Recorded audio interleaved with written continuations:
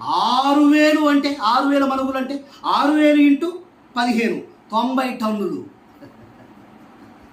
90 టన్నులు 90 టన్నుల బంగారాన్ని దేవుడికి ఇచ్చాడు ఓ ధనవంతుడు.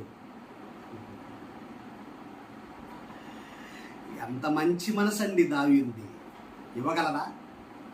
ఇలా మీరు దేవునికి ఇవ్వగలరా? చెయ్యగలరా? 5వ వచనం చూద్దాం.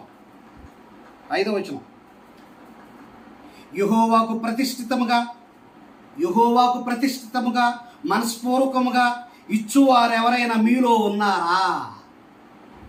దావీదు అంటున్నాడు, ప్రజలతో అంటున్నాడు, యెహోవాకు ప్రతిష్ఠితముగా ఆయన పనులు, ఆయన సేవా కార్యక్రమాలు జరగటానికి మనస్ఫూర్తిగా ఇచ్చేవారు ఎవరు మీరు అన్నాడు. అంటే దావీదు 90 టన్నుల బంగారాన్ని ఎలా ఇచ్చాడో తెలుసా? మనస్ఫూర్తిగా ఇచ్చాడు. తీసుకోని ఆయన, తీసుకో.